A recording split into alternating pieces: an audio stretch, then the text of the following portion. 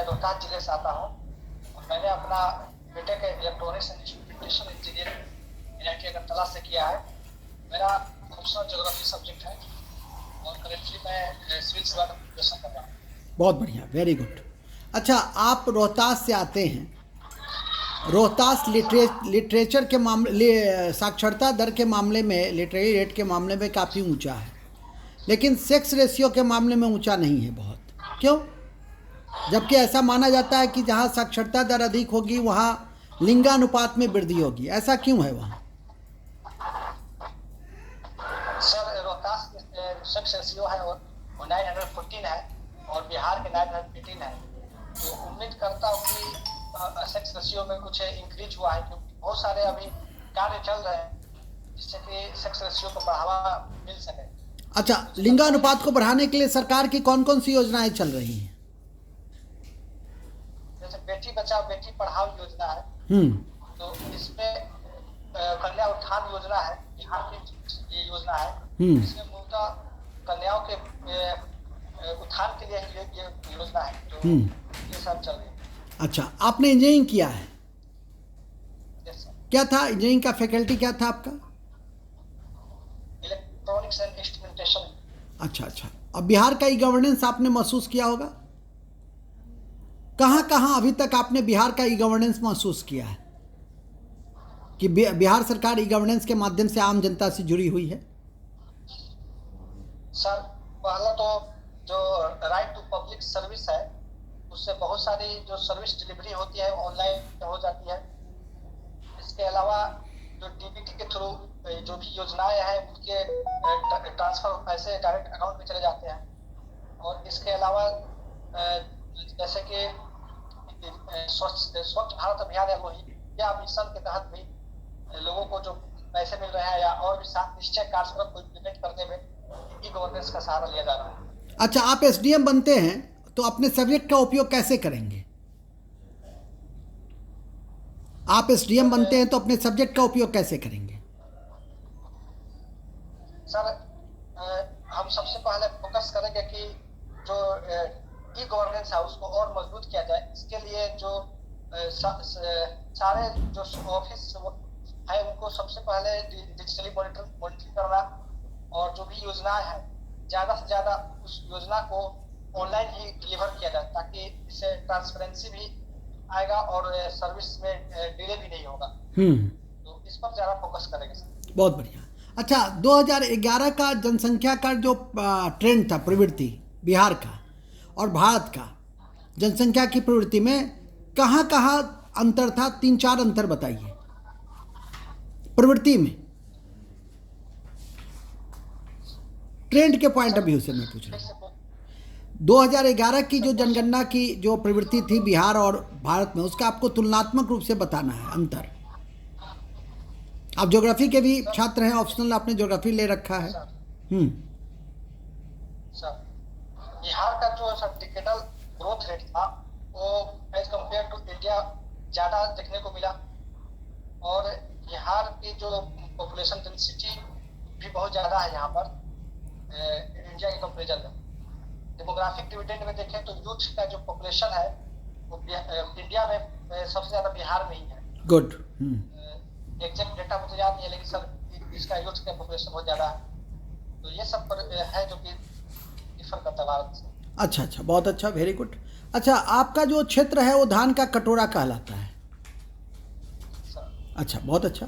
तो धान का कटोरा कहने का क्या औचित्य है? ऐसा कौन सा फैक्टर है कि वहाँ धान की खेती अधिक होती है? सर रोहतास चूंकि यहाँ पर ज़्यादा ड्रॉट प्रोन एरिया है, बट जो इरिगेशन सिस्टम है सोन कैनाल का वो काफ़ी वेल डेवलप्ड है। तो यहाँ पर मानसून से बात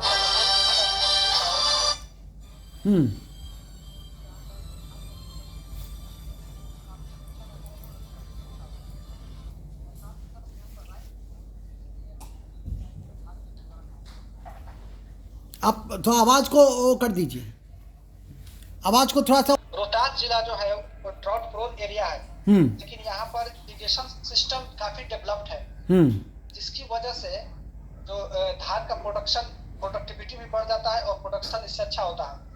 तो और साथ साथ यहाँ पर राइस मिल की संख्या भी बहुत है, इसलिए धान का कटोरा कहा जाता है। अच्छा, बहुत अच्छा। आपने एक तरफ कहा कि वहाँ कैनाल सिस्टम है, काफ़ी डेवलप्ड है। अच्छा, आपका जो सब्जेक्ट है बिहार के पिछड़ापन को कैसे प्रभावित कर रहा है?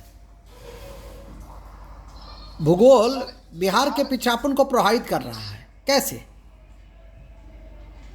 सर जो बिहार देखा जाए तो डिजास्टर प्रोन है। नॉर्थ बिहार है वो बाढ़ से प्रभावित रहता है, और हम्म। साउथ बिहार ड्रॉट प्रोन है। हम्म।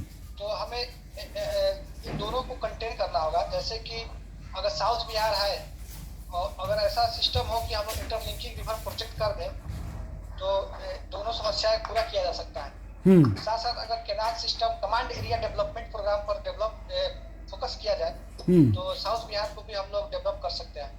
बहुत अच्छा, बहुत अच्छा, वेरी गुड। अच्छा, एक सिंपल क्वेश्चन आपसे मैं पूछना चाहूँगा।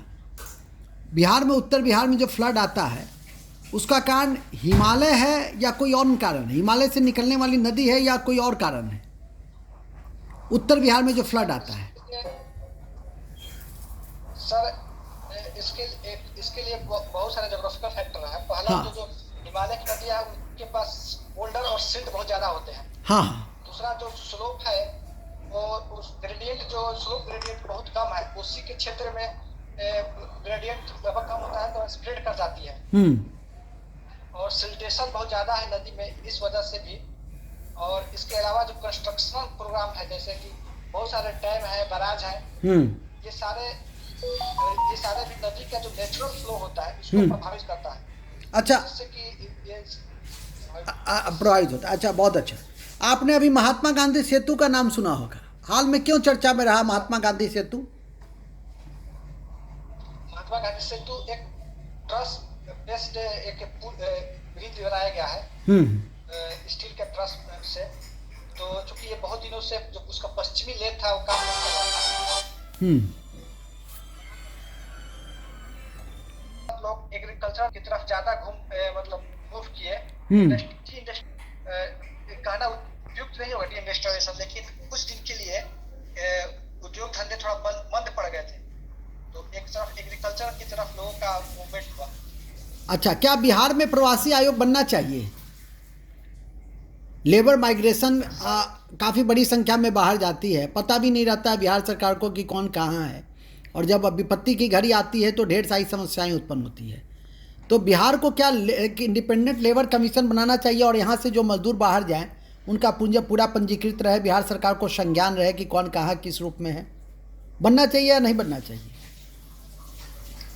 सर अगर यहाँ पर ये माइग्रेशन आयोग बनता है, तो एक तरह से हम लोग उनके वेलफेयर के लिए, उनके सोशल इकोनॉमिक वेलफेयर के लिए भी कर सकते हैं। और जिस राज्य में जाते हैं वहाँ की सरकार से कोऑर्डिनेट कर उन पर उनके डेवलपमेंट के बारे में कर सकते हैं। या कोई समस्या आती है, जैसे कि हालिया दिनों में कोविड-19 की वजह से हुआ है, तो ये उनके लिए डेवलपमेंट के लिए जो प्रोग्राम बनाया जाना है, उसको हम लोग डिलीवर अच्छे से कर पाएंगे।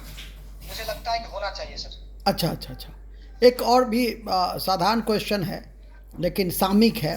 गांधी जी का रामराज्य और मोदी जी के रामराज्य में क्या अंतर है?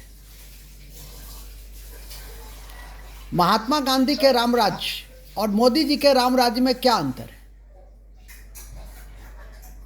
सर मुझे लगता है कि राम राज्य का जो परिकल्पना है वो काफी होलिस्टिक है, और इसमें ये कहा गया है कि जो समाज के जो निचले तबके के लोग हैं उनको भी न्याय की बात की गई है। तो चाहे वो गांधी जी के राम राज्य हो या मोदी जी का, एक परिकल्पना बदल नहीं सकती है। उसका जो बेसिक फीचर है, वो बेसिक जो आधारभूत रहेगा वो वही रहेगा। अच्छा, सबके विकास की बात की जाएगी। तो बिहार प्रशासन में आप आते हैं तो राम राज्य की संकल्पना को किस बिंदु से आप इम्प्लीमेंटेशन में लाना चाहेंगे? सर जो सोशल जस्टिस है, हाँ, हाँ, और समाज के सारे लोगों को एक यथोचित न्याय और उन्हें स्वतंत्रता की कल्पना हो। बहुत अच्छा, वेरी गुड, बहुत बढ़िया। ठीक है, अब एसएन झा सर आपके समक्ष है। टीपू सुल्तान जी हैं, आइए। SN Jha sir.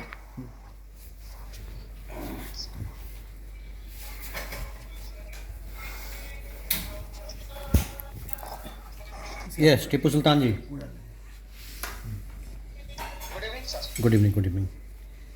आज भारत के सामाजिक सांस्कृतिक विकास के कड़ी में देश के प्रधानमंत्री जी के द्वारा अयोध्या में प्रस्तावित जो राम मंदिर बनेगा उसकी फाउंडेशन जो है वो रखी गई है, आधारशिला रखी गई। और इस घटना को कुछ समाचार पत्रों में गुजरात के भावनगर में महात्मा गांधी जी के द्वारा भी एक राम टेम्पल बनाने की एक आधारशिला रखने की बात कही गई। दोनों घटना जो है और उस घटना के पीछे जो प्रेरक तत्व है वो एक है या दोनों अलग अलग है?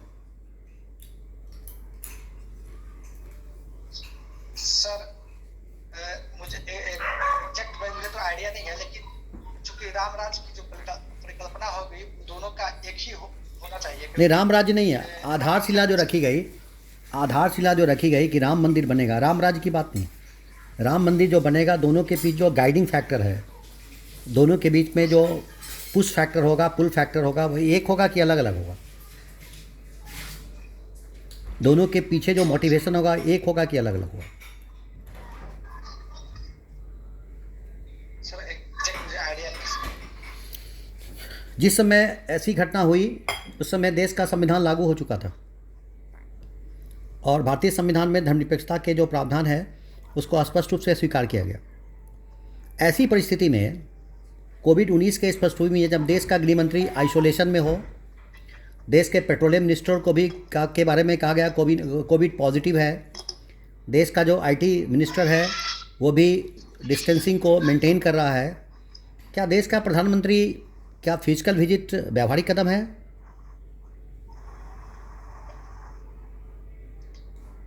सर चूंकि कोरोना संकट है, लेकिन हम लोग इसमें प्रॉपर जो गाइडलाइंस है और जो भी मेजर्स लिए जा रहे हैं उसको पूरा करके मैंने देखा कि सारे जो मेजर्स भी लिए गए हैं और उसको पूरा किया गया है, तो मुझे लगता है कि क्या मेजर्स पूरा? गृह मंत्रालय का उतना ज़्यादा प्रॉब्लम नहीं है। और मुझे इतना ही कहना है कि अगर सारे मेजर्स लिए गए हैं तो फिजिकल विजिट भी व्यवहारिक है सर। अच्छी बात है। प्रधानमंत्री जी के द्वारा तकरीबन दिन के 1:30 बजे जो स्पीच दिया गया उसमें राम राज्य के अनुपालन करने की प्रतिबद्धता और कटिबद्धता दिखाने की बात कही गई। ये जो राम राज्य है वो एक थियोक्रेटिक स्टेट होगा, धार्मिक राज्य होगा, या वो गवर्नेंस के लिए इम्पॉर्टेंट होगा कि सामाजिक और सांस्कृतिक और जो दूसरे फैक्टर्स हैं उसको इम्प्लीमेंट करने का प्रयास होगा? इसको आप इस स्पीच को आप किस रूप में देखते हैं? गवर्नेंस के नज़रिए से देखते हैं या सामाजिक सांस्कृतिक विकास के दृष्टिकोण से देखते हैं या केवल धार्मिक पहलू से देख रहे हैं? सर राम राज्य का जो कंसेप्ट है वो सामाजिक दृष्टिकोण से ही किया गया है और इसमें ये गवर्नेंस के लिए हम लोग इस्तेमाल कर सकते हैं, क्योंकि राम राज्य का कंसेप्ट ही एक प्रशासन से था जिसमें कि सारे लोगों का एक सोशल जस्टिस की बात की गई है, सामाजिक न्याय और सभी तक जो संसाधन है उसकी पहुंच हो और वॉइस हो। भारतीय संविधान में जो फेडरलिज्म है, टीपू सुल्तान जी, भारतीय संविधान में जो फेडरलिज्म है, जो संघात्मक ढांचा है, उसकी परिभाषा आप किस रूप में देखते हैं? कैसे उसको डिफाइन कीजिएगा? बिल्कुल साधारण शब्दों में बताइएगा। भारतीय संविधान में जो संघात्मक व्यवस्था है फेडरलिज्म, वो एक तरह से गवर्नेंस को कन्वीनियंस के लिए बनाया गया है, ना कि एग्रीमेंट ऑफ द स्टेट से बनाया गया है।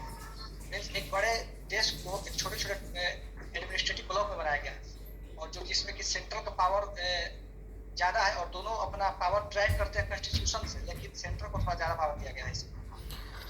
अच्छा, अभी सुशांत सिंह राजपूत जो केस है उसकी इन्वेस्टिगेशन के लिए जो बिहार और महाराष्ट्र सरकार में जो टकराट की स्थिति है और बिहार के एक यंग IPS ऑफिसर को भी एक तरीके से क्वारंटाइन किया गया या कह सकते हैं कि अप्रत्यक्ष रूप से गिरफ्तारी किया गया, उनको रिजर्व रखा गया, आइसोलेट किया गया, तो इस घटना से देश की संघीय व्यवस्था पर क्या प्रतिकूल असर पड़ा?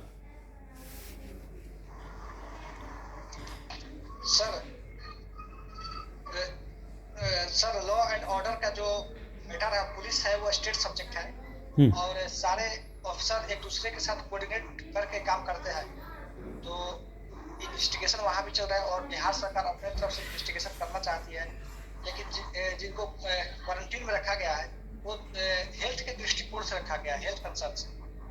तो ऐसा नहीं है, हमारे डीजीपी साहब भी ये बात बोले कि नहीं, हम लोग कोऑर्डिनेशन हम लोग अच्छा हो रहा है और कुछ दिन में जांच पूरी हो जाएगी। तो बहुत अच्छा चल रहा है। अच्छा, महाराष्ट्र में एक लोनार लेक है, उसका कलर जो है वो चेंज कर गया कोविड-19 के दौरान, उसके पीछे कारण क्या है?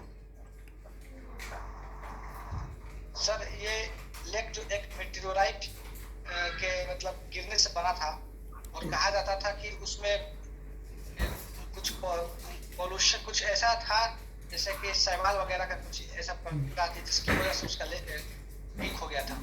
एग्जैक्टली। अच्छा, स्मॉग टावर लगाए जा रहे हैं दिल्ली में, देश का सबसे ज़्यादा पॉल्यूटेड मेट्रो है, उसका फंक्शन क्या है, किस तरीके से काम करेगा? इससे देश का जो देश के उस महत्वपूर्ण शहर का जो पॉल्यूशन लेवल है वो कैसे कमज़ोर होगा, कैसे कम होगा? सर उसमें बहुत सारे फिल्ट्रेशन बहुत सारे फिल्टर करने के लिए उसमें लगे हुए हैं ये, तो दिल्ली का जो पॉल्यूशन है उसको अगर फिल्टर करके वापस से फिर से इन्वायरमेंट में छोड़ दिया हवा, तो ये बहुत सही रहेगा वहाँ के पॉल्यूशन के लिए। अच्छा, अभी जो समाचार पत्र में रिपोर्ट आ रही है कि जो चाइना है उसने भारत के विरुद्ध एक सीड टेररिज्म या बायो वारफेयर को जो है आरंभ किया है। ज्योग्राफी आपका ऑप्शनल सब्जेक्ट है, इसको सस्टेनेबल डेवलपमेंट के लिए आप कैसे, किस नज़रिए से देखेंगे? सस्टेनेबल डेवलपमेंट, सस्टेनेबल एग्रीकल्चर के दृष्टिकोण से आप इसको कैसे देखेंगे? Sorry sir, seed terrorism idea. अच्छा, धन्यवाद। दूसरे माननीय सदस्य मुख्यतः समसामयिकी। Yes sir, good evening sir. Good evening. Have you heard this Malacca Strait? Malacca Yes, sir. Strait. What is this? Sir, this stretch connect the Indian Ocean with Bay of Indian Ocean to this China Sea, and it is near the Singapore and the Indonesia stretch. But in recent some sort of incidents, it has been told that there is a Malacca dilemma, and China considered itself much more entrapped in this dilemma. So how do you view this? For what purpose or at what level it considers that it has been entrapped in this dilemma? Sorry sir, I didn't hear this Malacca dilemma, sir. Okay. You please tell me what is Operation Sunrise and which two countries are involved in this? Operation Sunrise. Operation Sunrise. Sunrise. Sorry sir. अच्छा, last question है मेरा। अभी आप SN Jha sir से आपकी बातचीत हो रही थी तो दिल्ली के पॉल्यूशन पे बात हो रही थी। एक प्रश्न मेरे जहन में उठता है कि पॉल्यूशन का एक बहुत बड़ा कारण है पॉवर्टी और पॉपुलेशन। दिल्ली में पॉवर्टी और पॉपुलेशन बम्बे की तुलना में कम है। बम्बे में पॉल्यूशन बहुत बड़ा जो है संकट नहीं है, क्राइसिस नहीं है, लेकिन दिल्ली में पॉल्यूशन बहुत बड़ा क्राइसिस है। क्यों? इसका कुछ ज्योग्राफिकल डायमेंशन है क्या? Yes. क्या? सर जो बॉम्बे है वो समुद्र के किनारे है और वहाँ पर एक सी ब्रिज और लैंड ब्रिज वैसा चलते रहते हैं। पोल्यूशन, एयर पोल्यूशन है वो शिफ्ट कर जाती है और डिस्ट्रीब्यूट हो जाते हैं, जबकि दिल्ली का पॉपुलेशन भी बहुत ज़्यादा है और साथ में ये मतलब मेन कंटिनेंट के बीच है। सारा पॉपुलेशन का जो मतलब पोल्यूशन जो है वो मतलब दिल्ली के एटमॉस्फेयर में ही रहता है। और साथ साथ जो पंजाब से चलने वाली जो विंटर सीजन में जनरली जो वहाँ से बर्फ किया जाता है राइस उसके जो क्या बोलते हैं सब्टा जो होते हैं उसको एटमोसफेयर में आकर बैठ जाते हैं ठंड की वजह से। एक रीजन ये भी है कि क्योंकि कोल्ड एयर जो होती है वो भारी होती है, उसे बैठा देती है नीचे जमीन पर करके। बहुत अच्छा, वेरी गुड। अब आप जा सकते हैं। आपका साक्षात्कार आज का अन्य दिनों की भांति थोड़ी और बेहतर थी, और मैं समझता हूं कि अन्य दिन तो